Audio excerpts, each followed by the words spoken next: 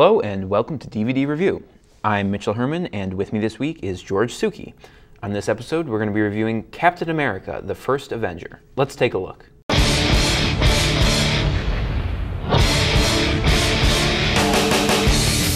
It was inevitable that Captain America be rebooted for his own feature film, and it's actually surprising that it didn't happen sooner. After all, such relatively obscure comic book characters as Elektra and the Punisher have starred in their own silver screen vehicles, though with varying degrees of success. Captain America is, in a way, the father of a whole host of Marvel brand superheroes, much like Superman of DC Comics. This newest cinematic revival is true to the spirit of the original 1940s comic. Captain America as a character is pure propaganda, almost entirely one-dimensional in his indefatigable pursuit of patriotic justice. Chris Evans plays the zealous but diminutive Steve Rogers, who divides his time between trying to con his way into the army and getting roughed up by bullies. You just don't know when to give up, do you? I could do this all day.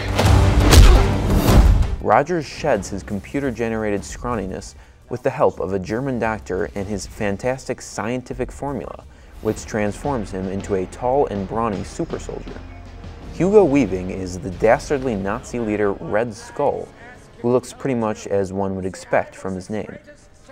Of course, the Skull hatches a diabolical plot to destroy the world, and, of course, it is up to Captain America to defeat him.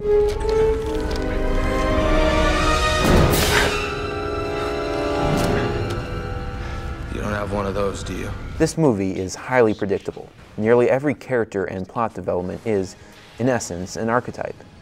Yet all of these familiar elements are presented with style, and even, at times, a certain freshness.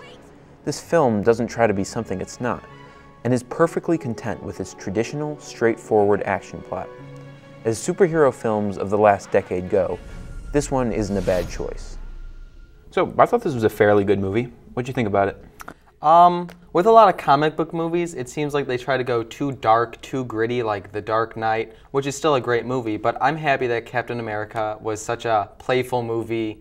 I saw it in 3D, so it was fun to see the guns shoot at you. It was just a blast. Yeah, this movie didn't try to be more than what it was. It just, it was a simple comic book movie, and it did that well. And there's been a lot of superhero movies coming out lately. Some of them have been very good, and I like many of the dark ones, like The Dark Knight and like Watchmen, for example. Some of them are totally unnecessary spin-offs or sequels, but this one was not too bad. I think Captain America is such a happy-go-lucky character. He was built to fight the Nazis. He was built to fight Hydra. So you don't want to go too deep into he's this, he's that. He is America. You're absolutely right. He is more like some sort of embodied ideal than an actual character. He's a symbol. Right. I think in a way he embodies a lot of a sort of romanticized view of American ideals. Yeah. Like his little squad of commandos includes an Irish soldier, black soldier, Asian soldier, sort of a cultural melting pot sort of idea. And there's a scene where they're in the, I don't want to give too much away, but they're in a room and he's listening to a baseball game and he says it smells like apple pie. He is as American as they come. Yeah. I think it was a good idea to make them not Nazis, but Hydra, because if it's Nazis, it has such a negative, dark, evil connotation, but it's like, these are just Nazis. The cast, I think, was fairly forgettable, except for, in my opinion, Tommy Lee Jones, who is always reliable as a gruff, experienced officer. He also had the funniest line in the movie, I thought. So what's your verdict then? I would say rent it for sure. I would agree, rent it. If you're in the mood for a superhero movie, this one isn't the worst choice. Well, that's all the time we have for this week. Captain America, the First Avenger is now available on DVD. Thanks for watching.